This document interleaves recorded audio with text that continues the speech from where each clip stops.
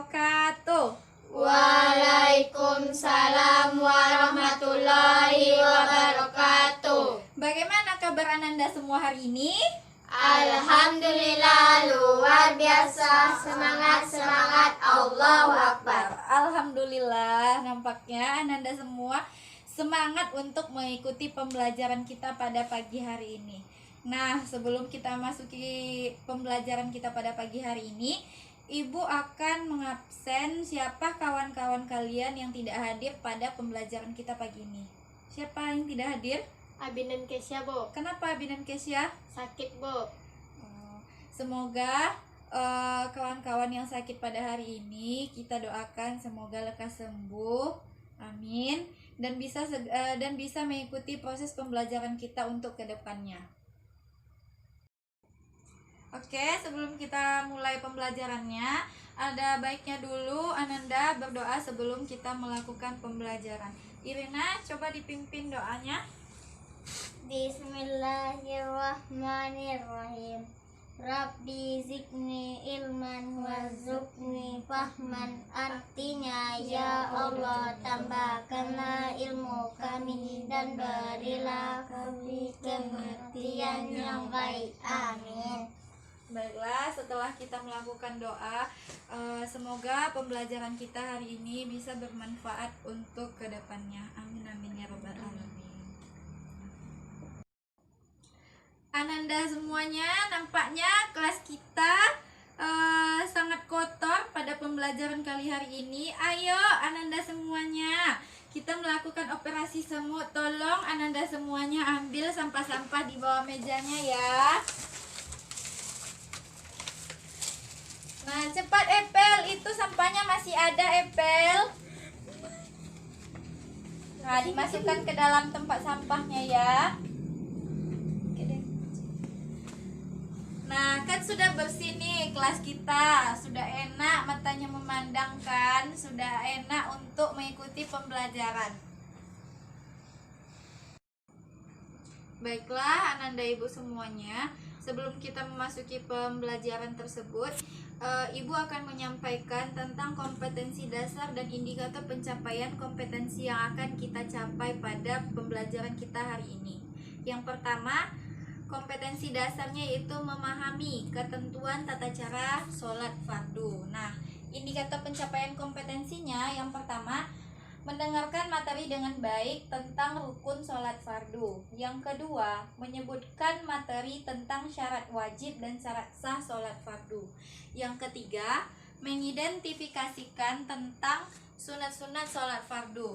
Yang keempat atau yang terakhir, mengklasifikasikan hal-hal yang membatalkan sholat fardu. Nah, adapun tujuan pembelajaran kita pada hari ini, diharapkan setiap kelompok mampu mendengarkan materi dengan baik tentang rukun sholat fardu yang sudah dijelaskan oleh guru. Yang kedua,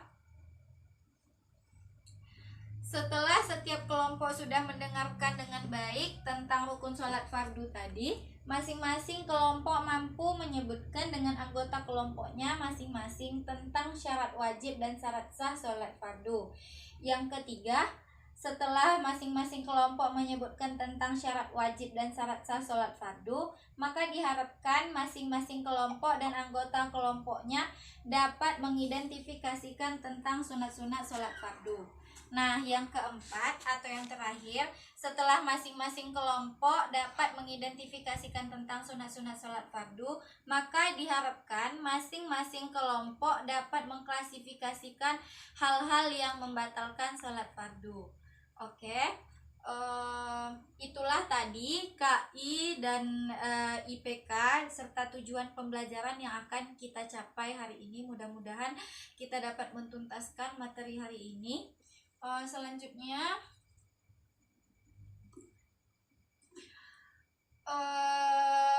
sebenarnya Ibu ingin menampilkan bagaimana ketentuan tata cara sholat fardu, namun infokus kelas kita kan terbatas, jadi infokus itu sudah duluan dipakai oleh kelas lain.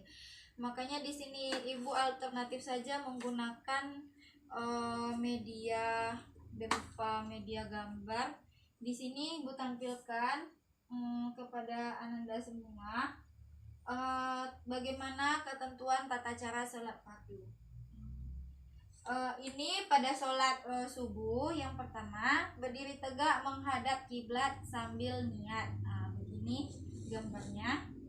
Yang kedua itu takbiratul ihram, mengangkat tangan sambil membaca Allahu Akbar. Nah, yang ketiga baru kemudian membaca surat Al-Fatihah. Dan yang keempat ruku dan tumakninah. Dan yang kelima iktidal dengan tumakninah. Serta yang keenam itu dalam sholat subuh setelah iktidal dengan tumakninah pada rakaat kedua disunahkan membaca doa kunut. Apakah anak-anak ibu semuanya hafal dengan doa kunut? Hafal, Bu. Boleh dibaca doa kunutnya dulu bersama-sama? Boleh. Coba baca doa kunutnya bersama-sama. Bismillahirrahmanirrahim. Allahumma dini fi man hadai wa afini fi man abai wa tawallani fi man tawallai wa barik li fi man a'tai wa kini bi rahmatika syarra ma qadai fa innaka ta'di wa la yu'da alai fa innahu la yazillu man walai wa la ya'izzu man hadai tabarakta rabbana wa ta'alai falakal hamdu ala ma qadai astaghfiruka wa atubu ilai wa sallallahu ala sayyidina Muhammad wa ala alihi wa sahbihi wa barik wa sallam. Alhamdulillah, pintar Ananda semuanya bisa membaca doa kunut ya. Yang ketujuh yaitu sujud 2 kali dengan tumakninah. Maka yang dibaca yaitu Subhana rabbiyal a'la wa bihamdi, itu dibaca 3 kali.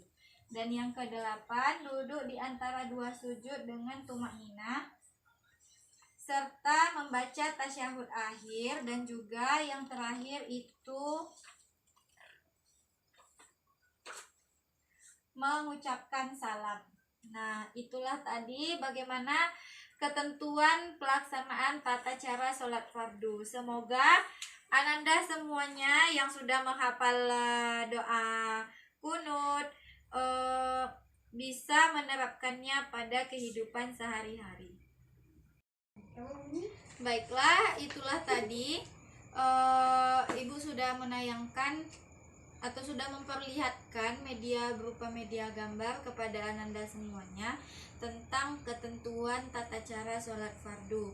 Nah, pada hari ini subtopik atau pembahasan yang kita bahas yaitu yang pertama rukun sholat fardu, yang kedua syarat wajib sholat fardu, yang ketiga syarat sah sholat fardu, yang keempat sunat-sunat sholat fardu, dan yang kelima hal-hal yang membatalkan sholat fardu. Baiklah, diminta kepada Ananda semuanya untuk maju ke depan karena kita akan membagi kelompok ahli dan kelompok asal. Coba maju ke depan Ananda semuanya.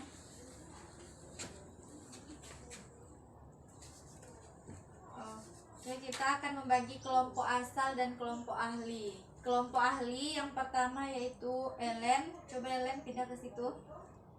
Ellen. Dan Iren bersama Ellen sebagai kelompok ahli, dan Evel sama Healthy sebagai kelompok asal. Oke. Silakan kembali ke tempat.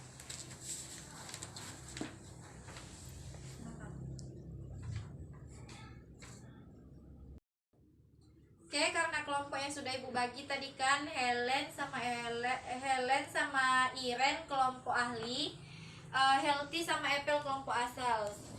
Sekarang ambil materinya Helen dan Iren, ambil materinya kelompok ahli. Apple, oke, karena materinya sudah Ibu bagikan, Materinya yang akan dibahas itu beda-beda. Jadi silakan didiskusikan dengan kelompoknya. Silakan berdiskusi. Datang.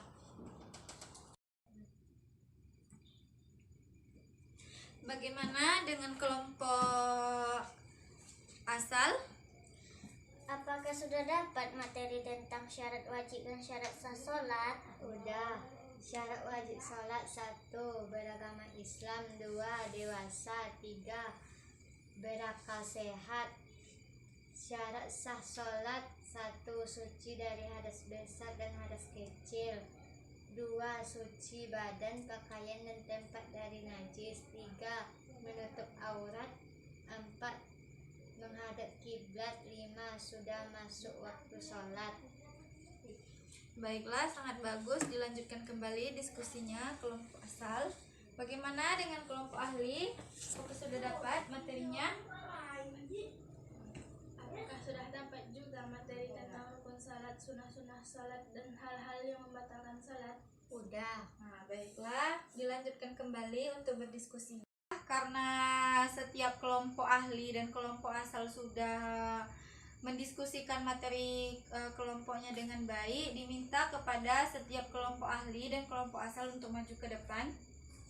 Maju ke depan lagi. Tadi yang mana kelompok ahli dan yang mana kelompok asal? Iren sama Ellen. Kelompok ahli, kelompok asal.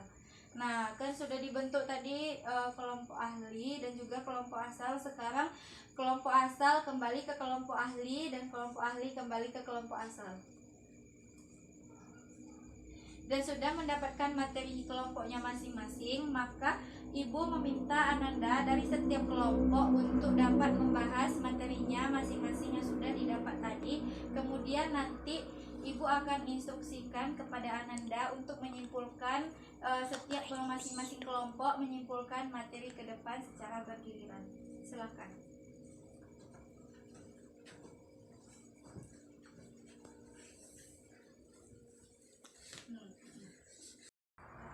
Apa yang sudah kamu dapat setelah berdiskusi di kelompok ahli tadi?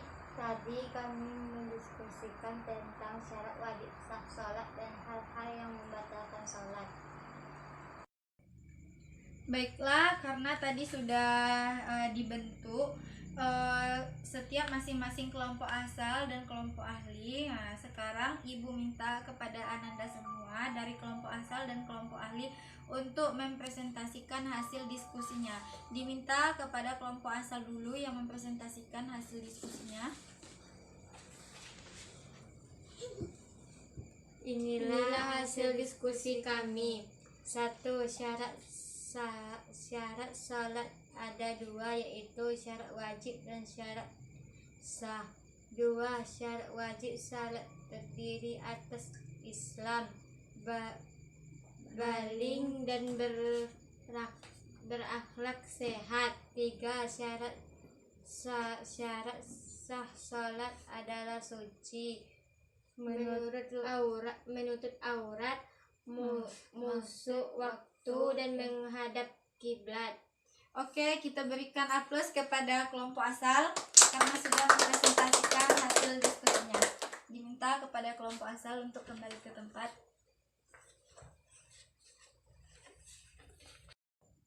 Baiklah, itulah tadi hasil diskusi dari kelompok asal. Sekarang kita minta kepada kelompok ahli untuk mendiskusikan hasil diskusinya ke depan. Kelompok ahli.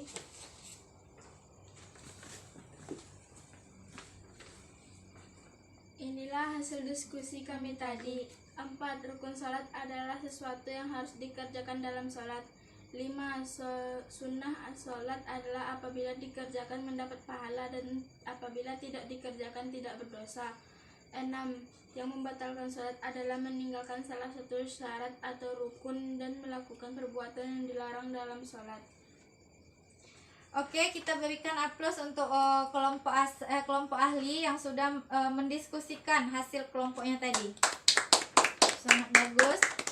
Kita minta kepada kelompok ahli untuk kembali duduk ke tempat.